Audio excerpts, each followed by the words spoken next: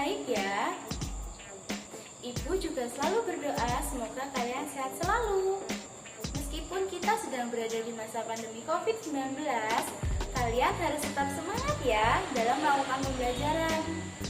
Sebelum kita mulai pembelajaran hari ini, marilah kita berdoa menurut agama dan keyakinan kita masing-masing. Berdoa dimulai.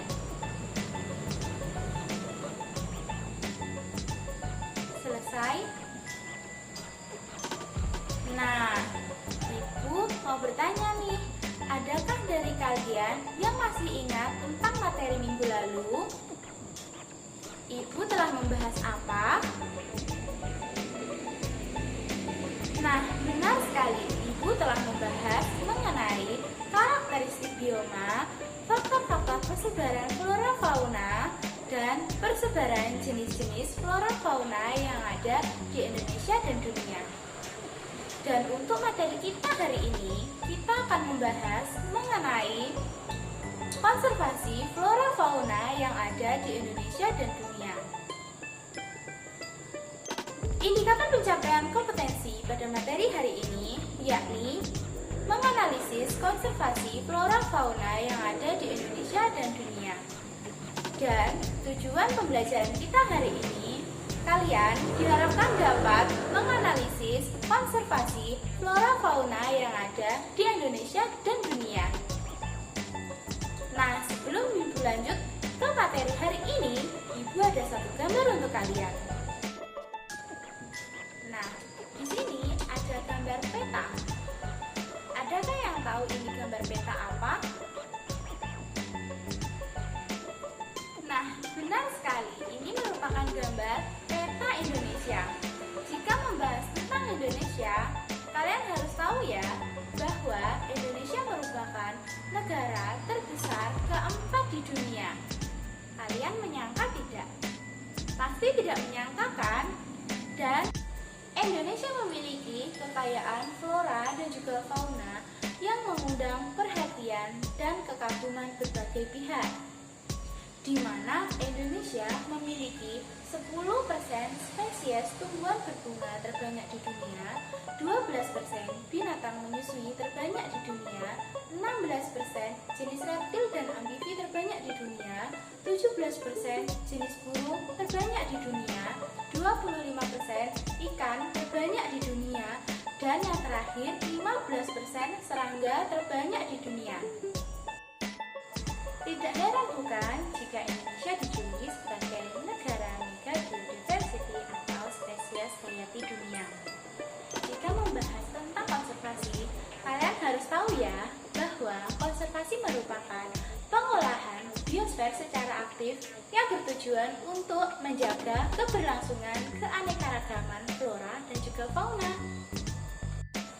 Dalam memilih kriteria pemilihan kawasan konservasi, ada 3 hal yang perlu kalian ketahui. Yang pertama, kekhasan, yang kedua, keterancaman, dan yang ketiga, kegunaan.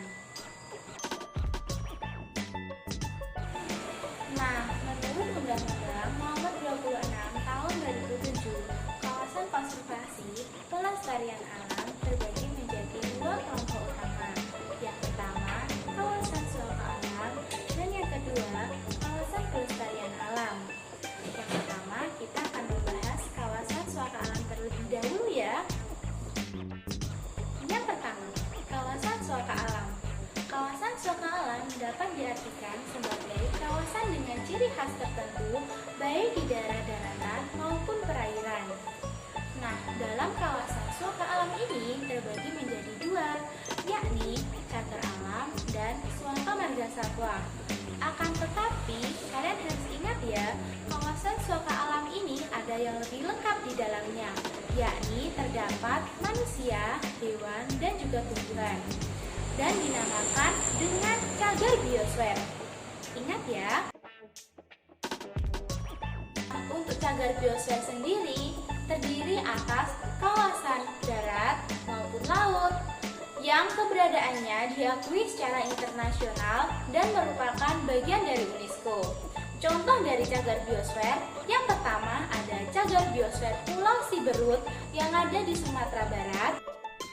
Yang kedua kedua ada cagar biosfer Gunung Leuser yang ada di Aceh.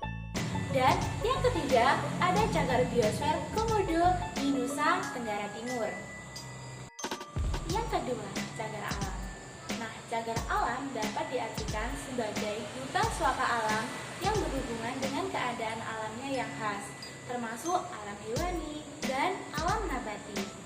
Cagar alam juga perlu dilindungi untuk kepentingan ilmu pengetahuan dan kebudayaan seperti cagar alam di Cibodas yang ada di Jawa Barat, cagar alam Krakatau yang ada di Sumatera, dan cagar alam Pangandaran yang ada di Jawa Barat.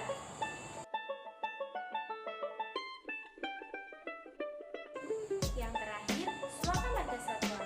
Suaka Margasatwa adalah kawasan suaka alam yang berfungsi untuk tempat hidup margasatwa yang memiliki nilai bagi pengetahuan. Nah, contoh dari Suaka Margasatwa sendiri yakni yang pertama ada Muara Angke, yang kedua ada Bawean, dan yang ketiga ada Cikepuh. Nah, dari sini adakah yang masih bingung tentang kawasan suaka alam? Baik, sudah capek? Belum ya? Kita lanjut pada kawasan pelestarian alam. Nah, untuk yang selanjutnya kita akan membahas mengenai kawasan pelestarian alam. Kawasan pelestarian alam sendiri terbagi menjadi 4, yakni Taman Nasional, Taman Hutan Raya, Taman Wisata Alam, dan Kebun Raya atau kebun binatang. Yang pertama, dalam kawasan pelestarian alam kita akan membahas Taman Nasional. Taman Nasional adalah kawasan pelestarian alam baik dari daratan maupun perairan yang memiliki ekosistem asli dan dikelola dengan sistem zonasi serta dimanfaatkan untuk tujuan penelitian, ilmu pengetahuan, pendidikan, menunjang budidaya, pariwisata, dan rekreasi. Contoh dari Taman Nasional sendiri seperti Taman Nasional Ujung Kulon. Nah, kawasan ini menjadi tempat perlindungan hewan yang hampir punah loh, seperti badak berjulak 1, buaya, banteng, babi hutan, dan burung merak. Akan tetapi tidak hanya satu taman nasional ini aja loh, ada beberapa taman nasional yang tersebar di seluruh Indonesia. Nah, salah satunya seperti Taman Nasional Alas Purwo yang berada di Kabupaten Banyuwangi dan Taman Nasional Baluran yang ada di Situbondo. Kalian ingat ya? Yang selanjutnya, Taman Hutan Raya. Taman Hutan Raya merupakan kawasan pelestarian alam untuk tujuan koleksi tumbuhan atau satwa yang alami atau bukan alami, jenis asli atau bukan asli, dan dimanfaatkan bagi kepentingan penelitian, ilmu pengetahuan, pendidikan, menunjang budaya, pariwisata, dan rekreasi. Yang selanjutnya, Taman Wisata Alam.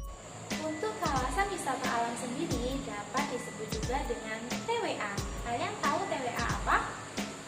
Nah, TWA ini merupakan singkatan dari T, taman, W, wisata, dan A adalah alam.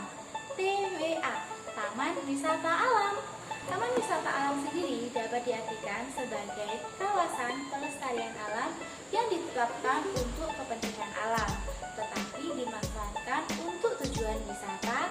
Dan contoh dari Taman Wisata Alam sendiri seperti Taman Wisata Alam Kawah Ijen yang berada di Kabupaten Banyuwangi, Taman Wisata Alam Kerandangan yang ada di Lombok, dan Taman Wisata Donggabuyan yang ada di Bali. Kalian harus tahu ya. Nah, yang terakhir ini kita akan membahas kebun raya atau kebun binatang. Banyak di antara kalian yang bingung tentang kebun raya. Padahal kebun raya itu istilah dari kebun binatang loh. Nah, kebun binatang atau kebun raya dapat diartikan sebagai kawasan suatu koleksi hidup yang berfungsi untuk melestarikan jenis flora dan juga fauna dalam keadaan hidup dan penangkaran satwa yang hampir punah. Nah, kebun binatang yang ada di Indonesia ada banyak sekali. sekali. Salah satu contoh dari kebun binatang yang ada di Indonesia yaitu 1. Kebun binatang Gembira Loka, 2. Kebun binatang Bandung, dan 3. Kebun binatang Surabaya. Jika kalian orang Surabaya, Bandung, ataupun Jawa Barat, jangan lupa ya untuk mampir ke kebun binatang ini. Nah, jika kalian datang ke kebun binatang, pasti kalian akan menemukan flora dan juga fauna yang belum pernah kalian temui, seperti buaya, jerapah, gajah, dan lain-lain. Nah, dari sini, adakah pertanyaan dari kalian?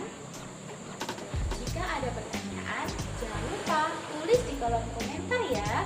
Nanti akan Ibu jawab. Nah, untuk materi pembelajaran kita hari ini telah selesai. Terima kasih.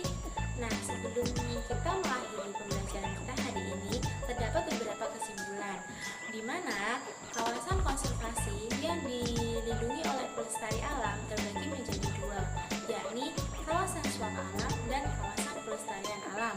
Kawasan swaka alam sendiri terdiri dari 3, yaitu cagar alam, cagar biosfer, dan swaka marga satwa. Untuk kawasan pelestarian alam terdiri dari 4, yakni Taman Nasional, Taman Hutan Raya, Taman Wisata, dan Kebun Raya atau Kebun Binatang. Sekian dari Ibu, jangan lupa ucapkan Alhamdulillah untuk mengakhiri pembelajaran kita hari ini. Alhamdulillah. Nah, Ibu punya pesan juga untuk kalian. Jangan lupa ya untuk memakai masker, cuci tangan kalian, dan menggunakan hand sanitizer. Jaga jarak minimal 1 meter dari teman kalian. Nah, untuk pembelajaran kita hari ini, Ibu juga punya pesan satu lagi untuk kalian. Nah, jangan lupa bahagia ya, karena kalau kalian bahagia, pasti saat kalian melakukan pembelajaran ataupun kegiatan lainnya, kalian juga akan ikut gembira. Nah, terima kasih. Wassalamualaikum warahmatullahi wabarakatuh. See you.